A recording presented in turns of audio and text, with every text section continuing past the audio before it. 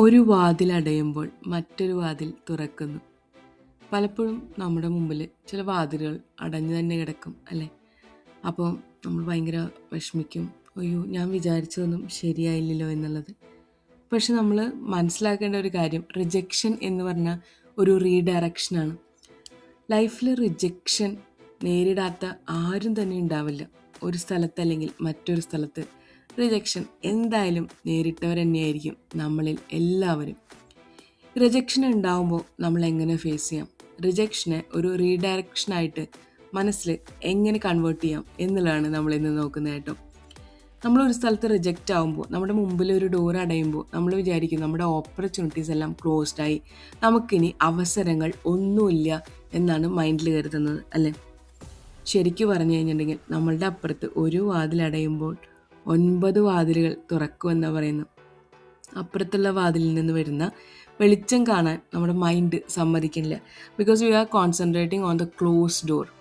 ക്ലോസ്ഡായിട്ടുള്ള ആ ഡോറിൽ എന്തുകൊണ്ട് നമ്മുടെ മുമ്പിൽ ക്ലോസ്ഡായി, എന്തുകൊണ്ട് എനിക്ക് ആ ഒരു ഓപ്പർച്യൂണിറ്റി നഷ്ടപ്പെട്ടു, എന്തുകൊണ്ട് എന്നിൽ നിന്ന് ആ ജോലി നഷ്ടപ്പെട്ടു, അല്ലെങ്കിൽ എന്തുകൊണ്ട് എൻ്റെ സ്നേഹം അവർ സ്വീകരിച്ചില്ല, അല്ലെങ്കിൽ എന്തുകൊണ്ട് ഞാൻ എക്സാം പാസ്സായില്ല, ഇങ്ങനെ ക്ലോസ്ഡ് ആയിട്ടുള്ള കുറേ കാര്യങ്ങളാണ് മൈൻഡിൽ വന്നുകൊണ്ടിരിക്കുക. When one door is closed.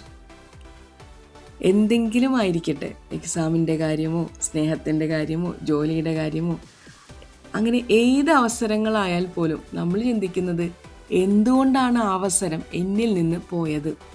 നമ്മൾ ഇത്ര ഹാർഡ് വർക്ക് ചെയ്തു, then also the door is closed. ചിലപ്പോൾ 10-15 വർഷം നമ്മൾ ആത്മാർത്ഥതയോടുകൂടി ഒരു സ്ഥലത്ത് ജീവിച്ചിട്ട് പെട്ടെന്ന് നമ്മളോട് പറയണം അവിടെ നിന്ന് പോകൂ. എന്തുകൊണ്ട് എനിക്ക് അവിടെ ജീവിക്കാനുള്ള അവസരം നഷ്ടപ്പെട്ടു, എന്തുകൊണ്ട്? അങ്ങനെയാണ് ചിന്തിക്കുന്നത്.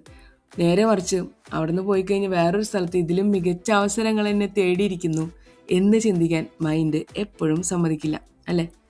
അപ്പോൾ ഈ ഓപ്പർച്യൂണിറ്റീസിനെ നമ്മൾ കറക്റ്റായിട്ട് കണ്ട് അനലൈസ് ചെയ്യണം. കാരണം നമ്മളെപ്പോഴും ഈ അടഞ്ഞ ഡോറാണല്ലോ നോക്കി നിൽക്കുന്നതും. Closed doors open new paths എന്നാ പറയുന്നത്. നമ്മളൊരു ഡോർ ക്ലോസ് ആകുമ്പോൾ മാത്രമേ നമ്മൾ വേറൊരു പാത്തിനെ പറ്റി ചിന്തിക്കുള്ളൂ. When something ends or fails or doesn't work out, it usually makes a space for new opportunity you couldn't see before. Like sometimes we feel disappointment. നമ്മൾക്കൊരു opportunity നഷ്ടപ്പെടുമ്പോൾ നമുക്ക് ഡിസപ്പോയിൻമെൻറ്റ് ഫീൽ ചെയ്യും, നിരാശ തോന്നും. നമ്മൾ വിചാരിക്കും ഇറ്റ്സ് എ ലോസ്റ്റ് ചാൻസ്, എനിക്ക് അവിടെ അത്ര മികച്ചൊരു സ്ഥലത്ത് എന്തോ എനിക്ക് അവിടെ എത്താൻ പറ്റില്ല, ദാറ്റ്സ് എ ലോസ്റ്റ് ചാൻസ് തോന്നും.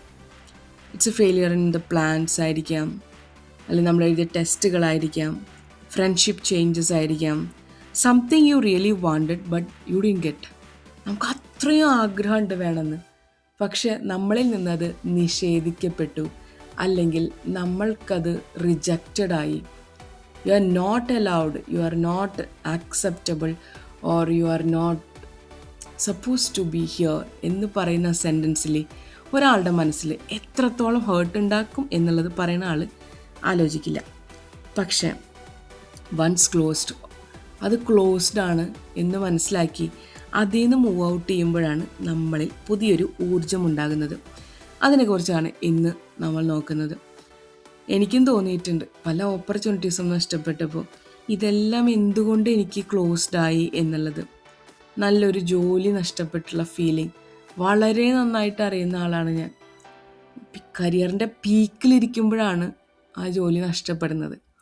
അപ്പോൾ വാട്ട് ഈസ് ദ ഫീലിംഗ് എന്നുള്ളത് കറക്റ്റായിട്ട് മനസ്സിലാക്കിയ ഒരാളെന്ന നിലയ്ക്ക് ആ ഒരു ജോലി നഷ്ടപ്പെട്ടതുകൊണ്ടാണ് ഞാൻ ഇന്ന് നിങ്ങളുടെ മുമ്പിലിരുന്ന് ഇതുപോലെ സംസാരിക്കുന്നത്. അന്നെന്നെ കേൾക്കാൻ 38 പേര് 1 മണിക്കൂർ ഉണ്ടായിരുന്നെങ്കിൽ ഇന്നെന്നെ കേൾക്കാൻ 10,000 എൻ്റെ മുമ്പിലുണ്ട് എന്നെനിക്കറിയാം. So this is my opportunity. So create your own opportunity. നിങ്ങൾ നിങ്ങളുടെ അവസരങ്ങൾ ഉണ്ടാക്കിയെടുക്കുക, അവസരങ്ങൾ നിർമ്മിച്ചെടുക്കുക. നിങ്ങളുടെ മുമ്പിൽ നീതി നിഷേധിക്കപ്പെടുമ്പോൾ, നിങ്ങളുടെ മുമ്പിൽ അവസരങ്ങൾ നിഷേധിക്കപ്പെടുമ്പോൾ നിങ്ങൾക്കായ അവസരങ്ങൾ കണ്ടെത്തണം. അതാണ് റിയൽ ചലഞ്ച് കേട്ടോ. നമ്മുടെ ഉള്ളിൽ പവർ ഉണ്ട്. ആ പവർ എന്താണെന്ന് തിരിച്ചറിയുന്ന നിമിഷം നമ്മളുടെ ഉള്ളിൽ തന്നെയുള്ള പുതിയൊരാളെ കണ്ടെത്തുന്നതായിരിക്കും. ഇത് ഒരാളുടെ ലൈഫ് സ്റ്റോറി എന്നൊന്നും പറയാൻ പറ്റില്ല. എല്ലാവരുടെയും ലൈഫ് സ്റ്റോറി ഇങ്ങനെയൊക്കെ തന്നെയാണ്. അവിടെ ഒരു ഡോറ് ഓപ്പണാണ്, but we are not seeing that door.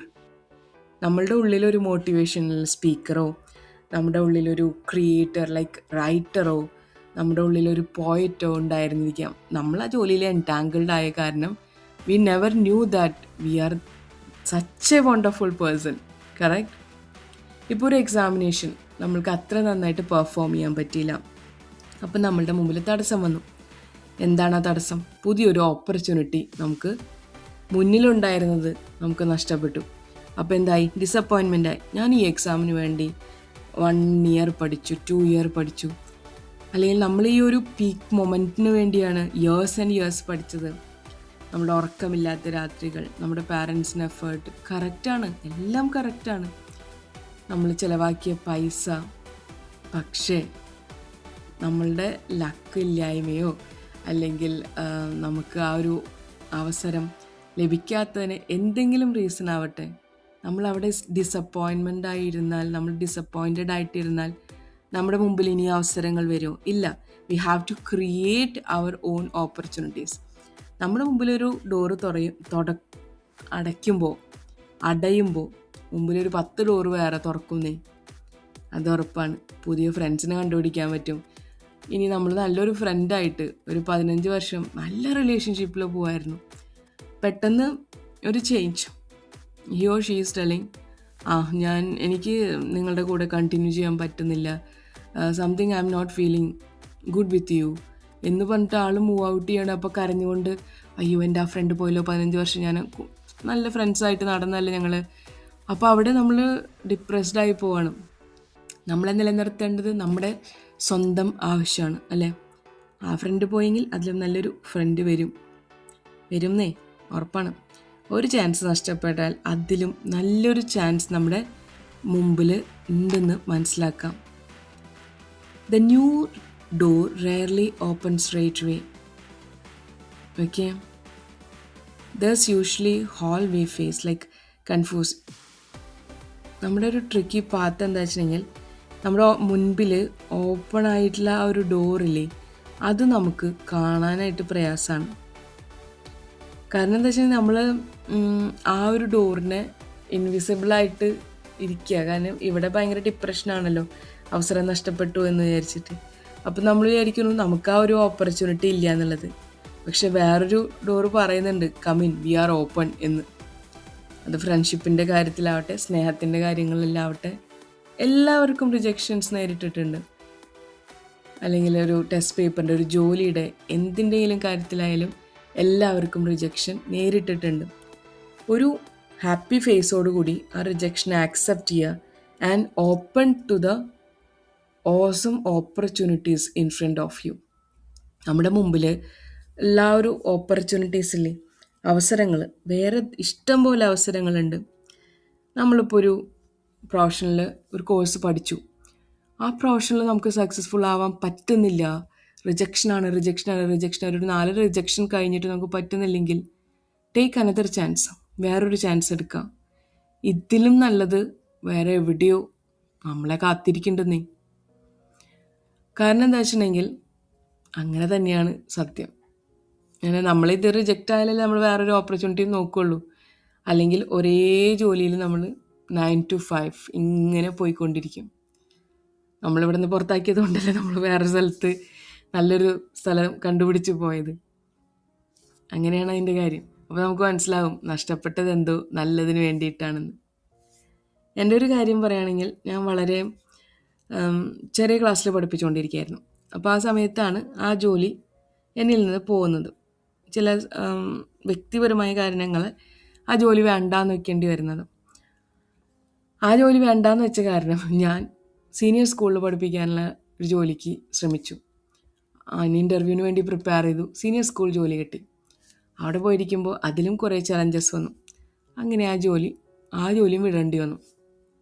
ആ ജോലി വിട്ടിരിക്കുമ്പോഴാണ് എനിക്ക് തോന്നിയത്, എഴുത്തൊക്കെ അറിയാലോ, കുറച്ച് എഴുതിയാലോ എന്ന്. അങ്ങനെ എഴുതി തുടങ്ങി. എഴുതി ആ എഴുത്തിൻ്റെ ഒരു എന്താ പറയുക, ക്ലാരിറ്റി എല്ലാം ഒന്ന് വ്യത്യാസപ്പെട്ടു. നമ്മൾ എന്തിലേലും കോൺസെൻട്രേറ്റ് ചെയ്യുമ്പോഴാണല്ലോ നമ്മുടെ ക്രിയേറ്റിവിറ്റി കൂടുതലാണ്. അങ്ങനെ എഴുതിക്കൊണ്ടേയിരുന്നു. അന്ന് കൂടുതൽ ചലഞ്ചസ് ഉണ്ടായിരുന്നു. നമുക്ക് ഫിസിക്കലി ഒന്നും കൊണ്ടു കൊടുക്കാൻ പറ്റില്ല, മാഗസിൻസ് ഒന്നും കൊടുക്കാൻ പറ്റില്ല, കൊറോണ ടൈം എല്ലാമായിരുന്നു. അങ്ങനെ ഇരിക്കുന്ന സമയത്ത് ഒരു ഓൺലൈൻ പ്ലാറ്റ്ഫോമിൽ എഴുതി എഴുതി എഴുതി ഒരു വർഷം അതിലിരുന്ന് എഴുതി അവസാനം ഓതർ ഓഫ് ദ ഇയർ 2022 എനിക്ക് കിട്ടുന്നുണ്ട്. അപ്പം ഞാൻ വിചാരിച്ചു, അന്ന് ഞാൻ ഒരു LKG ടീച്ചറായിരുന്നു. LKG ടീച്ചറായിരുന്ന ഞാൻ അവിടെ നിന്ന് ആ ജോലി വിട്ടതുകൊണ്ടാണ് 10th and 12th പഠിപ്പിക്കാൻ പറ്റിയത്. ആ ജോലിയും പല റീസൺ കൊണ്ട് വിടേണ്ടി വന്നതുകൊണ്ടാണ് ഞാൻ എഴുത്തിലേക്ക് പോയത്. എഴുതി തുടങ്ങിയപ്പോൾ കൊറോണ ടൈമായി. അത് എഴുത്തും നമുക്ക് മാഗസിൻസ് ഒന്നും കിട്ടുന്നില്ല, എഴുത്തും അങ്ങനെ പുരോഗമിക്കാൻ പറ്റുന്നില്ല. അപ്പോഴും പലരും പറഞ്ഞു, ഇതിൽ മോണിറ്ററി ബെനിഫിറ്റ് ഒന്നും ഇല്ലല്ലോ, ഇതൊക്കെ എഴുതി കൂട്ടിയിട്ട് എന്താ കാര്യം. എഴുതാനായിട്ട് പ്രോത്സാഹനം തരുന്ന ആരും തന്നെ എൻ്റെ ചുറ്റും ഉണ്ടായിരുന്നില്ല. എല്ലാ വാതിലുകളും അടഞ്ഞു കിടക്കുകയായിരുന്നു. അപ്പോഴാണ് ഓൺലൈൻ പ്ലാറ്റ്ഫോം എൻ്റെ മുമ്പിൽ തുറന്നിരിക്കുന്നത്. വരൂ എഴുതൂ എന്ന് പറഞ്ഞിട്ട്. ശരി, ഞാൻ ആരും എന്നെ അറിയണ്ട എന്നുള്ള രീതിയിൽ തന്നെ ഞാൻ എഴുതി തുടങ്ങി. അങ്ങനെ ഒരു 1 year എഴുതി കഴിഞ്ഞപ്പോഴാണ് 2022 ഓതർ ഓഫ് ദ ഇയർ എന്ന് അവാർഡ് കിട്ടി. ആ അവാർഡ് ചടങ്ങിൽ എനിക്ക് പങ്കെടുക്കാൻ പറ്റിയില്ലെങ്കിലും ആ ട്രോഫി എൻ്റെ വീട്ടിൽ ഇപ്പോഴും ഇരിക്കുന്നുണ്ട്. It was really proud moment for me. ആരും എന്നെ അംഗീകരിക്കേണ്ട, പക്ഷെ ഞാൻ എന്നെ അംഗീകരിച്ചല്ലോ. എന്തോ എനിക്ക് ഇന്ന് ആ പേഴ്സണൽ സ്റ്റോറി ഷെയർ ചെയ്യാൻ തോന്നി. ബിക്കോസ് ഞാൻ പഠിച്ചത് ടീച്ചറാവാനാണ്.